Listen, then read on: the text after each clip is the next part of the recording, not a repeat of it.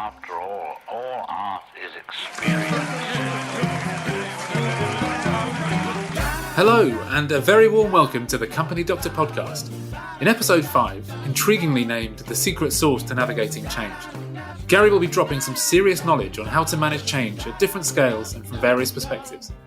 We'll also be chatting to the Global Head of Community for AirBnB, Douglas Atkin, whose excellent book, The Culting of Brands, explores how some of the most successful brands have achieved cult status and in doing so inspired unwavering loyalty in their customers. He also has some pretty fascinating views on the importance of purpose when it comes to change or disruption. But before we wade out into the weeds, Gary, hello, and how are you?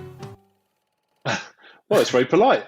I'm very well. You don't normally ask me how I am, so Yeah. Thank you for asking me. Is this because we're doing change? You're changing your introduction? Yeah, I I'm like changing that. my ways. I'm trying to be more polite. I like it. It's good. It suits you to be polite. I like it. Thanks very much. Yes, we're talking about change in this 5th episode of The Company Doctor. And perhaps, we're sticking to a fairly sort of strict timeline these days. So perhaps, we'll move away from the niceties and just get bang into it. Change, navigating change, and what the secret sauce of navigating change is. I guess, firstly, what sort of change are we talking about here, Gary? Oh, that's a good question to ask. Well, we're talking about all sorts of change, but our audience is business to business. So it's change in an organization, and it could be anything from something small to something very significant. And there's two sides to the story today. I want to talk about if you're a leader, you're a manager, and you need to make change. I want to talk about that. And if you're not a manager or a leader, I want to talk about you being on the receiving end on how to navigate change. Those are the two kind of sides of the coin that I'm going to keep flipping about with. Great. Let's flip that coin. Yeah, I like it a lot. Let's flip the coin. Let's flip the coin. Well, let's begin with, I guess, as a manager, perhaps. You're the one that's instigating this change. Let's start with that, because I think the reason for saying this, by the way, is if you're a manager or you're not a manager, you're not off the hook. What you're going to get through today, and we've got a great speaker coming on later with Doug. You're going to see the importance of everyone's role in this and where you take the initiative. But I want to just give you a bit of a story, because when you talk to people about change, particularly in corporate life, everyone knows of something called the change curve. I don't, by the way. No, I know you don't. Now we have visuals on each other. I can now see that you don't know, which is great. Yeah. The change curve is a very well-trodden path that people refer to, which is it shows that during any kind of change, you're going to be up and down, and eventually you'll be against it, and eventually you'll accept it and move on with life. And it's interesting, and no disrespect to anyone who really likes it, but it doesn't tell me the reality of life. What am I going to do with that then? Mm-hmm. Yeah, I'm going to be up and down. Fantastic. But what do you want me to do as a result? So I want to share another idea that helps people in a more practical way, because we like to be practical, of course. And what it is that during times of change, you're either thriving, surviving, expiring, or reviving. So you're either thriving, surviving, expiring, or reviving. And organizations are different, and the kind of action you need against those different areas is different depending on where you are. So, for example, if you're thriving, it's a bit of a haircut, because don't mess with it too much. It seems to be okay. If you're surviving, it's surgery, and you don't want to treat it like a haircut. It's more severe. If you're expiring, it's a turnaround. So you've got to be sharp and hard and fast. And if it's reviving, it's a normal business improvement, which is a lot of change in business today. And then there's another angle, which is, well, that's very interesting, but where are you as a company in that kind of space? Where are you personally? Where is your team or your organization? And where's the function? And people might be in different places. And so change is not as simple as there's a change going on and what do I need to do about it? It depends. That's the point. So the first thing to do is to identify where on that scale you sit. Yeah, absolutely. Because then you can decide on the course of action. Is it haircut or surgery, I guess, at a high level? And if it's surgery, you better do something slightly more severe than if everything's not too bad, right? Yeah. Taking it from the point of view of a sort of a team member, if you're on a personal level, if you're expiring, but the company is thriving, I mean, that's quite a difficult one to manage, I suppose, isn't it? Yeah, it is. And in the kind of the second part of this conversation, I want to talk about context, because context is really important, because it's kind of what does it mean to me, or if I have a team, what do they need to do as a result? Do they care about it? When companies do all these kind of rah, this is where we're going, most people roll their eyes and don't care, sorry to say. And our job as a change agent is to be able to connect people to that change if it's important enough. And that's the next bit, which is probably the number one thing in any change for it to be successful, is there needs to be a sense of urgency. Mm-hmm. Because if it's not important enough, no one cares. I mean, they don't tell you they don't care. Yeah. But I don't know if anyone has managed a team before. They normally roll their eyes or they just don't respond. And so one of the most important things as a change agent is to create a sense of urgency. And when people are in for a bit of a treat, hang on this episode, because when you get to listen to Doug Atkin, and he talks about purpose, and from his experience at Airbnb, and it's an amazing story. It's not a locker room slogan. It's a real compelling event, and that's what we want to talk about. Yeah, because as you say, people hear about, there's a change coming, and a lot of people will have been through lots of different changes in their professional careers, and as you say, it's an eye roll moment for a lot of people. So this is about convincing them that it's not only necessary, but it's actually something to embrace. Yeah, no, definitely. And if you think about what you do for a job, you're a professional storyteller. Is that a good way to describe? Yeah, that's great. Actually, no one's ever said that before, but that's how I would describe myself. Well, amongst other things, George, you're a good storyteller. And in order to be successful in change, you've got to be optimistic about why you're going to go through this pain. Because, by the way, if you're leading a change or involved in it, it's bloody painful. No one actually likes change. Yeah. But when you ask people, do you like change? And normally say yes, but they don't. So if you're going to go through the pain which you're going to go through, let me tell you, you better be believing it enough to want to go through the pain. Yeah. And therefore, you need to create a story, a narrative about why we're doing this, and taking people on this kind of an emotional journey about what it's going to look like at the end. So you've got to have this end state view. That's key. So therefore, you've got to be optimistic. Even if it's a difficult change, like you're closing something down, you need to explain the rationale so people get it. And what's the best way to do that? What's the best way to bring people along on this sort of narrative, as you say? Because you're right. It's one thing for you to believe it, even if it's been a case of you convincing yourself that it's the right thing to do. You believe it. What's the best way of convincing others around you? How do you best tell that narrative? Yeah, I mean, and that's an important part of your task as a change agent to do this. And we've got a section on communication, which is an obvious one. But actually, the one before that is really about not telling. This is going to sound a bit odd. We normally do odd stuff, right?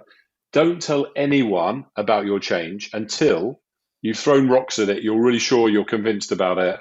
And then share it with a slightly bigger audience. Where everyone has like a mate or someone that they can confide in at work, or someone important in the chain of command, and road test it with a small group. Because what happens when you tell someone something? What do? They go, "Oh, that's never going to work. You're going to die from that." So, and they will do that, and there is a time for that. But initially, don't tell anyone with it, and then just expand the view. But do get people's input, because there's a psychology to this.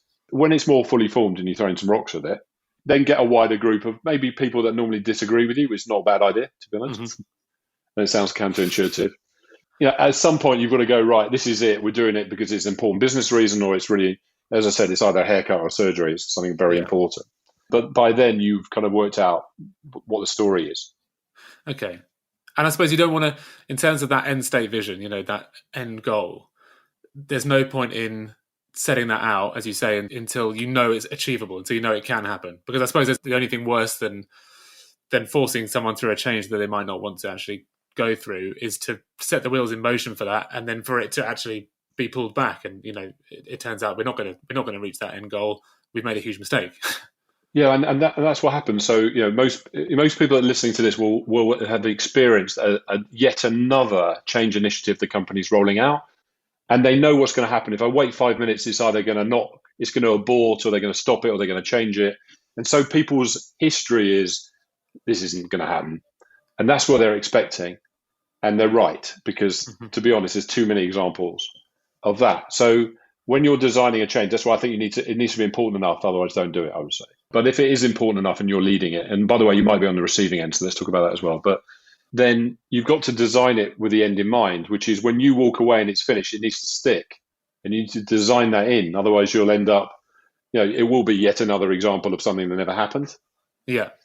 And then on the receiving end, if you're not a manager and you're not leading the change and it's being done to you, which is uncomfortable, all I can tell you is that in my career, and in anyone else you can speak to, their career moments where they got promoted, their biggest opportunity was during a change, depending on your attitude to that change.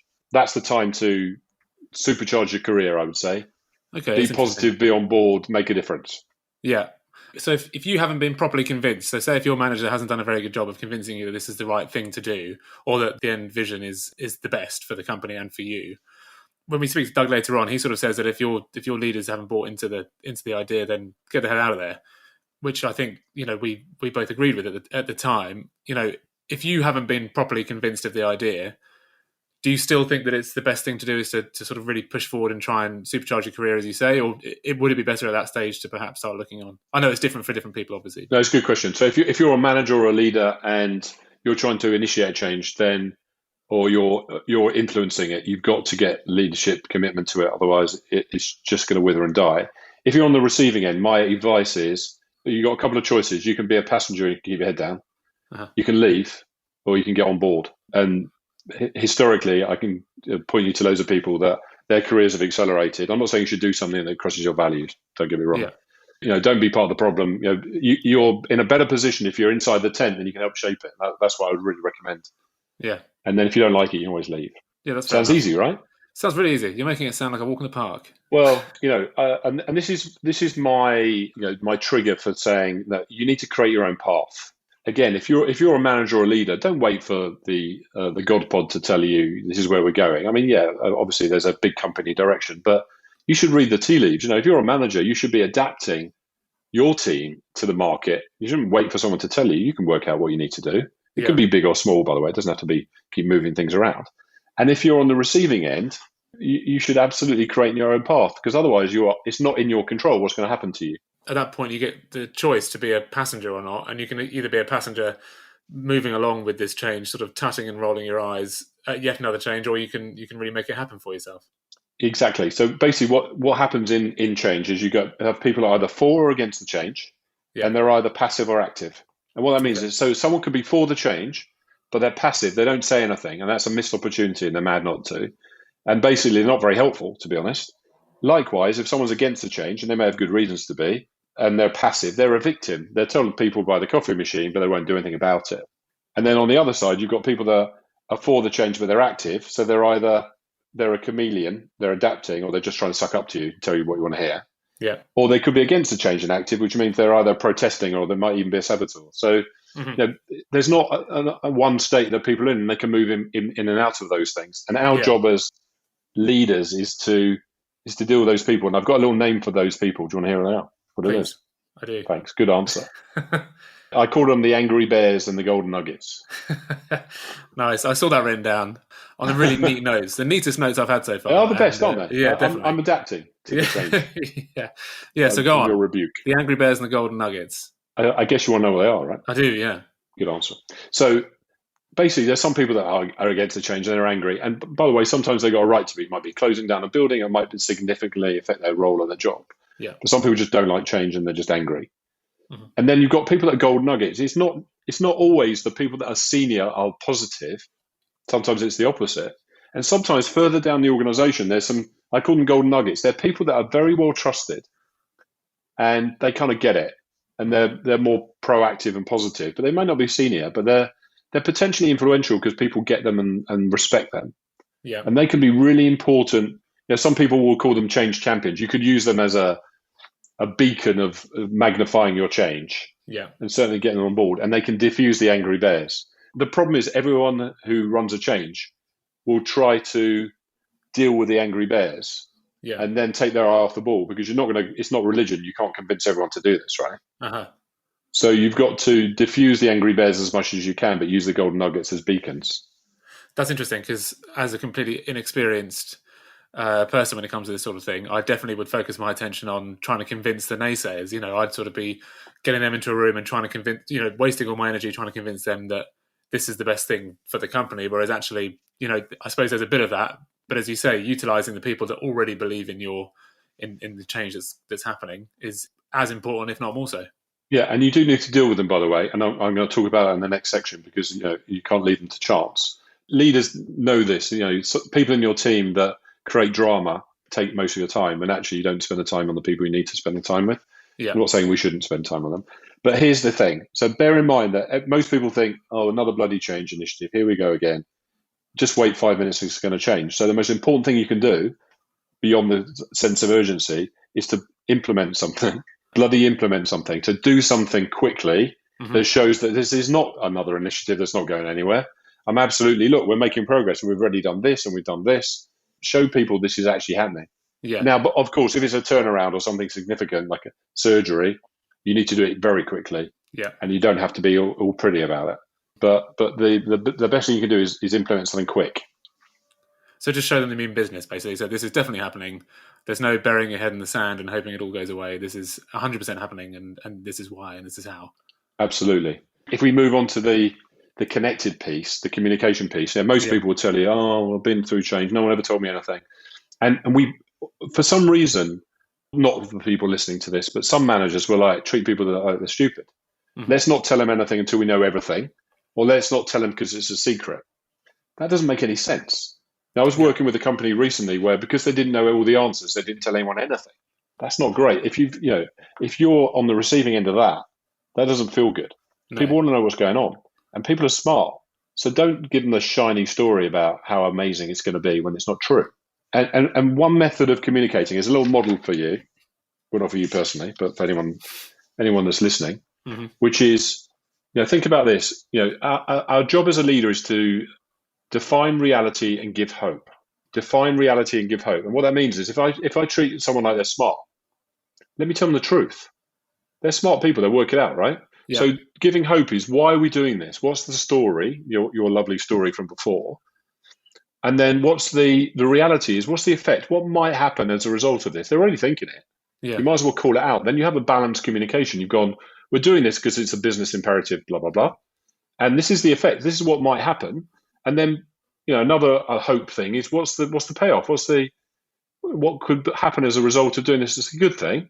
And then finally, another kind of reality moment, what's the risk? And if you balance the why, the effect, the payoff, and the risk, then it gives you credibility in your communication because you're telling people the truth. Now, of course, there are sensitive things that you shouldn't share, but in reality, then you can get into a kind of a rhythm of communication. And you're seen to be communicating, which is really important, because there's actually nothing more demoralising than the idea that you're being kept in the dark whilst all these sort of senior members of staff are off discussing the future, leaving sort of regular team members in the dark. Yeah, and the heading of this is the secret sauce to navigating change. Do you want to know what the secret sauce is? I've been waiting for this, yeah. I'm going to ask you a question, see if you know the answer. So what matters most to people when communicating change? What's the number one thing that's on their mind? What's in it for them? Yes, exactly. So everyone knows that the number one thing is, what does it mean to me? Mm-hmm. We know that, right? Yeah. But people know that intellectually, but then they just ignore it. If the number one thing is, what does it mean to me? Then we need to think through that lens when we're talking to people, because that's all they care about. They don't care about your strategy, sorry. They don't care about where the business is going, sorry. They don't care about anything other than what it means to them. And so part of your communication needs to take that into account. And if you can get into a regular cadence with people about what's happening, and and obviously it may affect them badly, and you need to deal with that at the right time in the right way. But not all messages are happy. The majority of things are fine, by the way. Mm-hmm.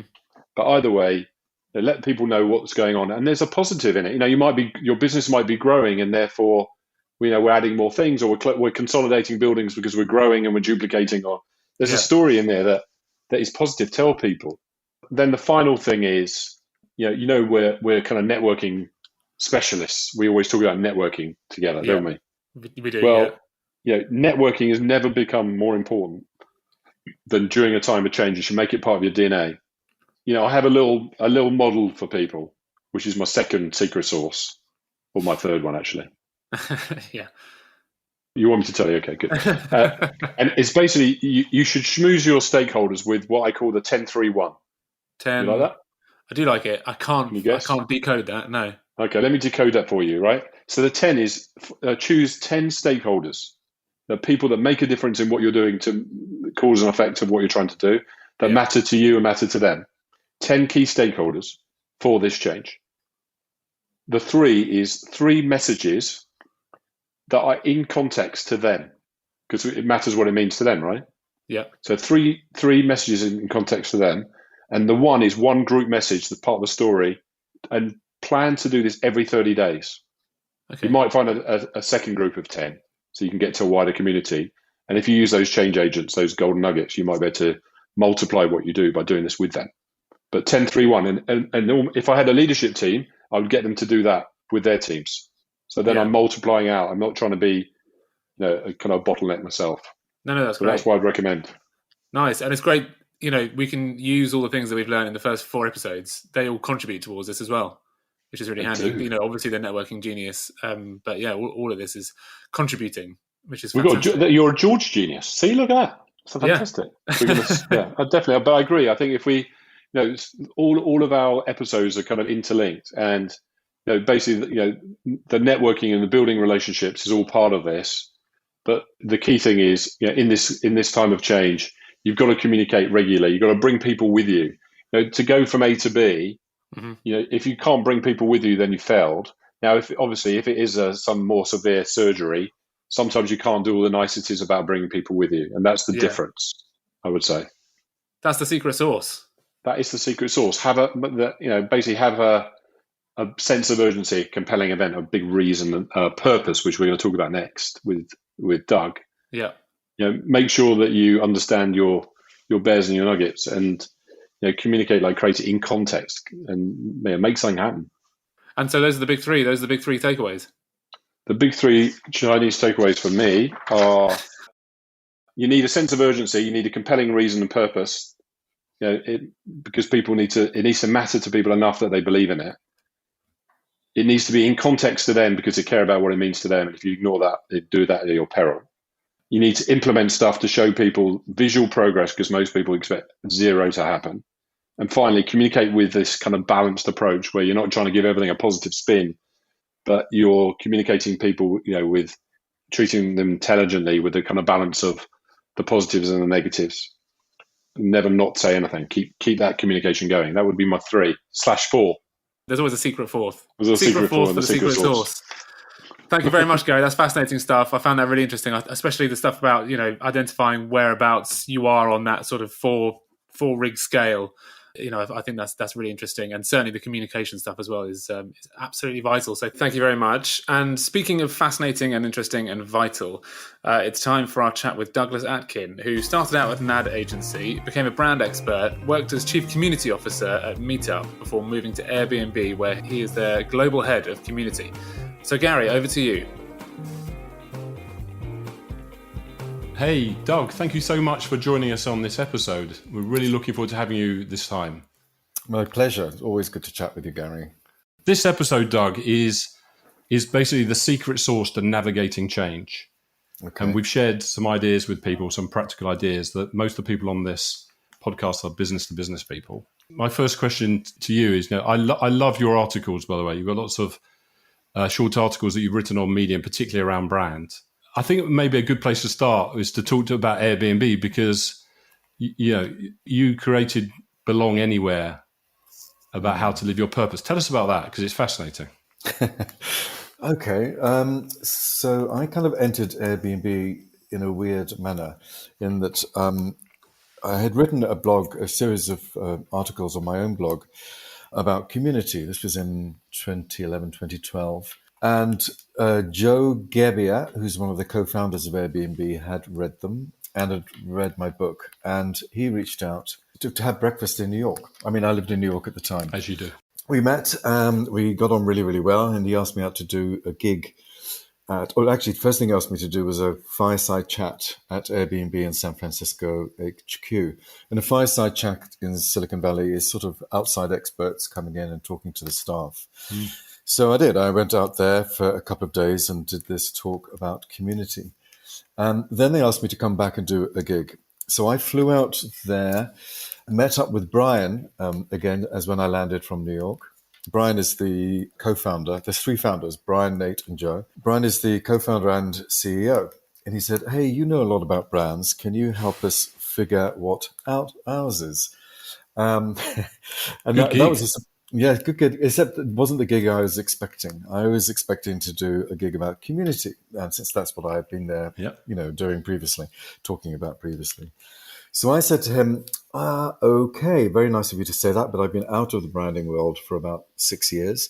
But let me have a think about that, and I'll come back tomorrow with a point of view. And so I did. And in the morning I said, look, I think we need to figure out Airbnb's purpose rather than just the brand.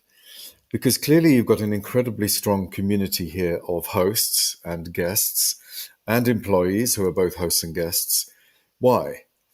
Why are they so committed to Airbnb? What role does it play in their lives? What are you doing that creates this kind of commitment and passion?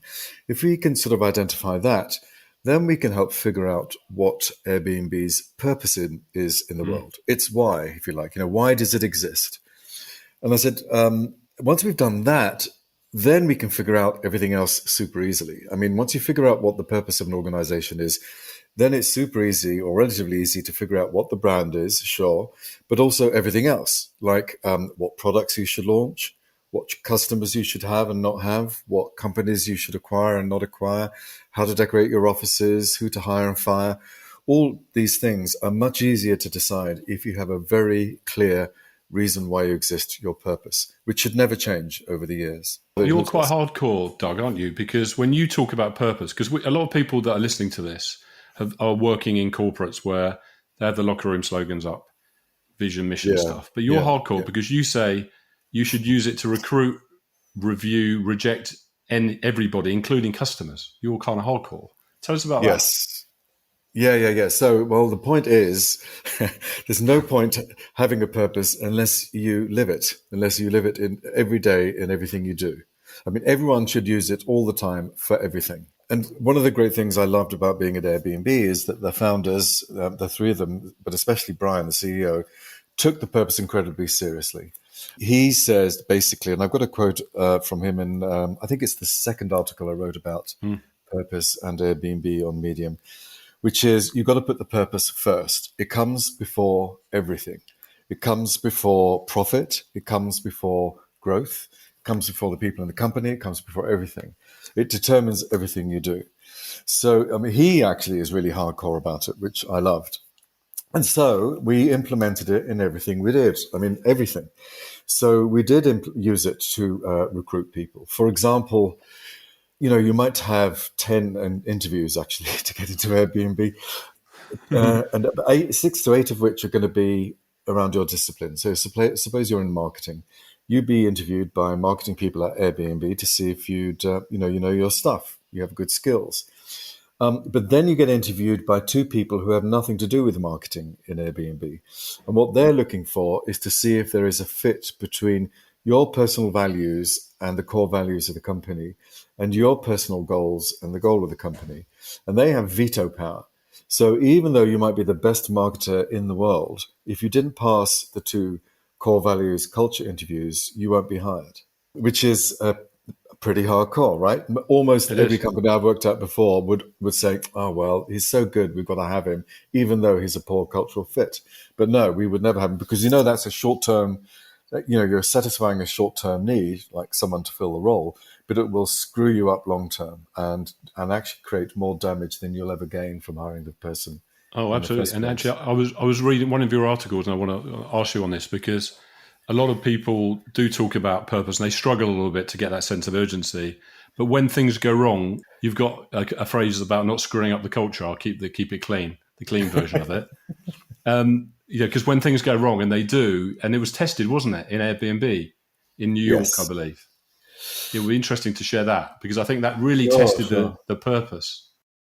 Yes, so this was in the middle of 2013, and we got a subpoena from the Attorney General of New York for all of our hosts' information in New York State. Now, at the time, New York was our biggest market by far. It was like 50% of our business, and that was about 15,000 hosts. And also about this time, and not coincidentally, over that past few months, the hotels had stopped laughing at us and dismissing us. And so we're starting to take us seriously. Oops, these guys are growing. Exactly. And they were using various strategies to try and kill us off, basically, because they saw us as a big threat. So that was happening in the background. So anyway, the Attorney General of New York issued this subpoena. Now, every company always follows the attorney and agrees with and bends over and lets the Attorney General get his way, every single company. But we knew that we didn't want to do this because giving up the information of our hosts would make them feel very, very insecure. Because only a few months previously, a host had been prosecuted by New York. The host was charged $30,000, which we appealed and actually got that dropped. And so he was never actually charged that amount of money. But that was fresh in people's minds in New York, and they were thinking, oh my God, if I hand over my information, there's going to be a witch hunt, and these people are going to hunt us down. Because bear in mind, at the time, New York was not famous then. It was, New York was famous. Airbnb was not famous. So good they named it twice. Yes, exactly. We were just this little upstart from California as far as the Attorney General was concerned. And so they were aghast when we finally turned around and said, look, no, we're not going to agree to your subpoena. In fact, we're going to take you to court and squash it. I mean, they even said to us, do you have any lawyers? Do you have legal advice? Because do you know that no one says no to the Attorney General of New York? And just the week previously, they had got billions of dollars out of all the major banks for creating the 2008 Great Recession. So even those guys had followed. The reason why we decided not to do this, and this is a huge risk for us, because as I say, it was a half of our business, early stage in the company. The Attorney General had the power to shut us down in New York if he wanted to. Yep. And so to say no to him was a huge risk, business risk. But we decided to do it because it was the right thing to do. And it was the right thing to do because we knew that instinctively, because one of our core values was be a host. Welcome, nurture, and look after other people, especially strangers. And so we thought we can't say be a host if we're not actually hosting our hosts, if we're not looking after the interests of our host.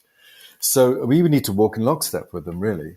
I mean, the other thing about this is that the host's interests and Airbnb's interests are completely aligned. If the host is successful, we're successful. Yeah. That's it. Because they are the ones who actually deliver the service, not us. And so we wanted, and this is one of the things I was banging a lot. It took us a week to decide this, by the way, because it was so huge a decision. It was, late, sweaty meetings at night, struggling through Too much it all. information. Yeah.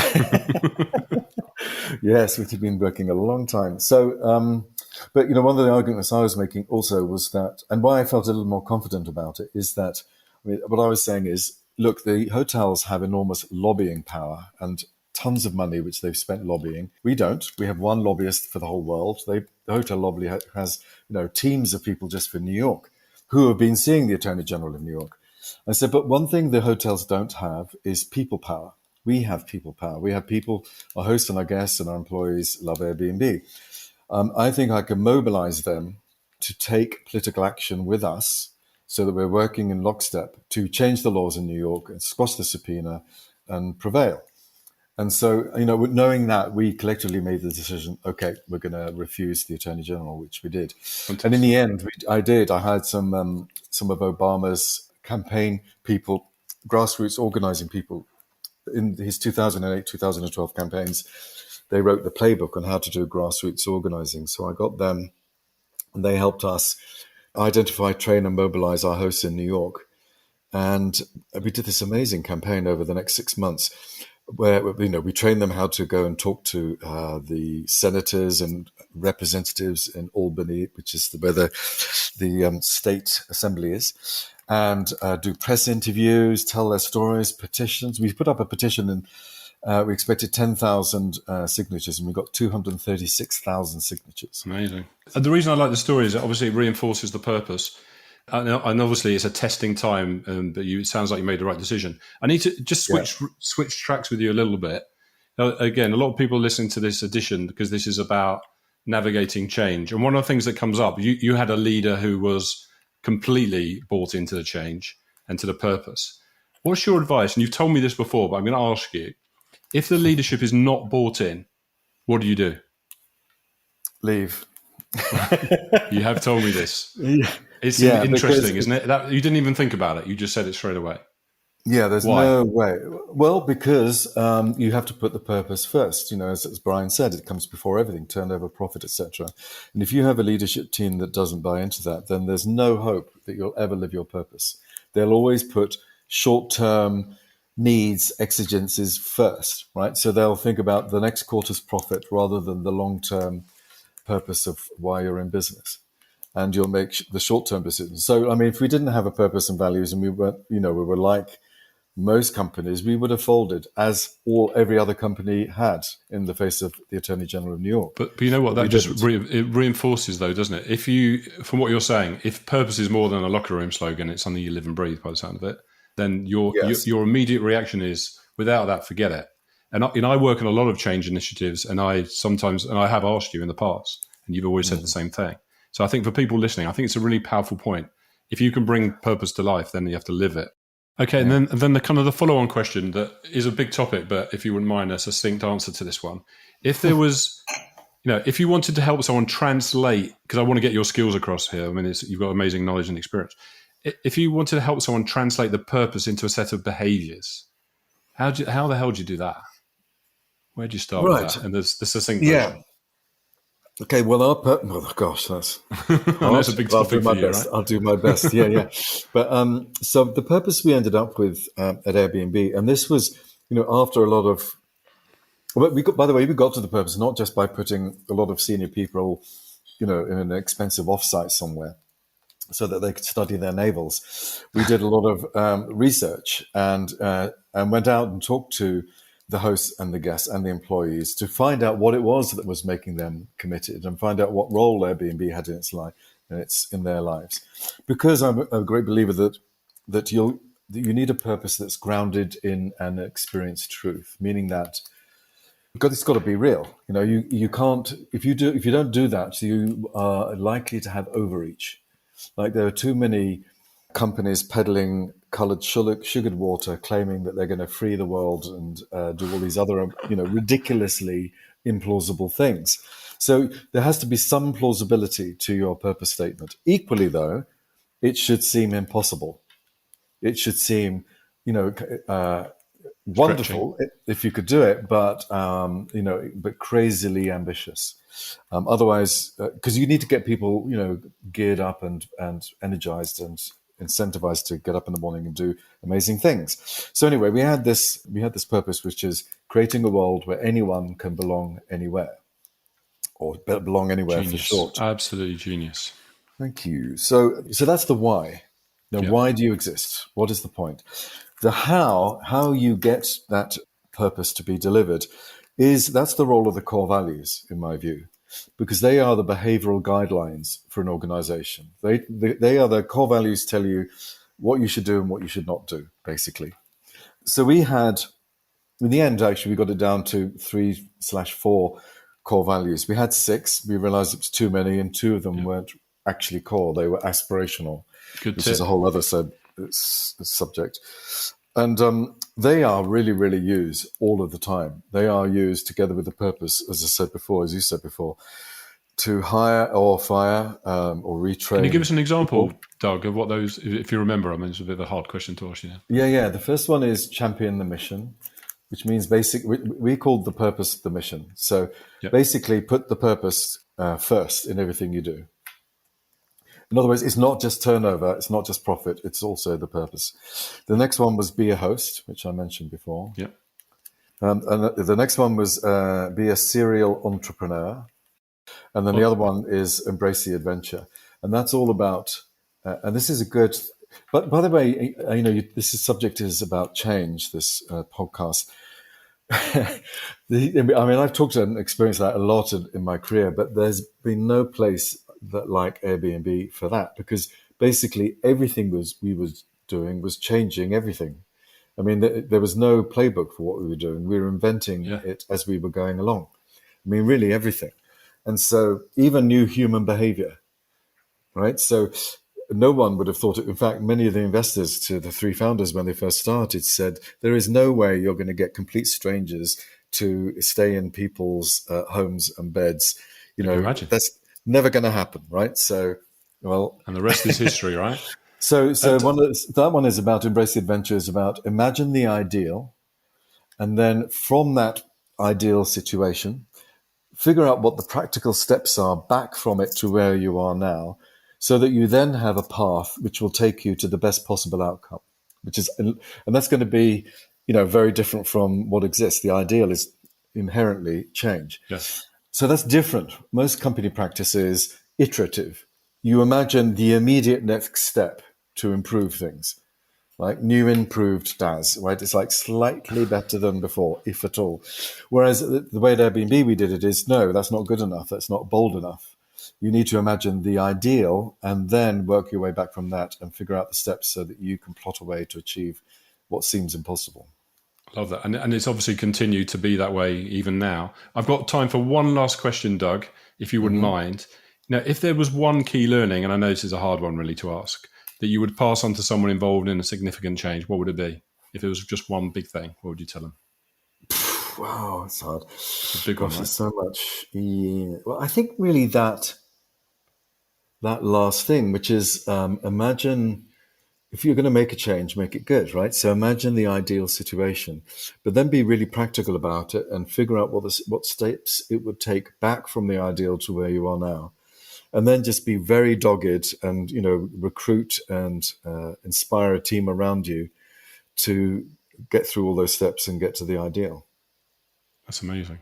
I mean, it's taken a different course than maybe I expected, because again, a lot of people are in this kind of corporate way of change, and the perspective you've given us has been really inspirational. So, Doug, thank you so much for spending time with us on this edition.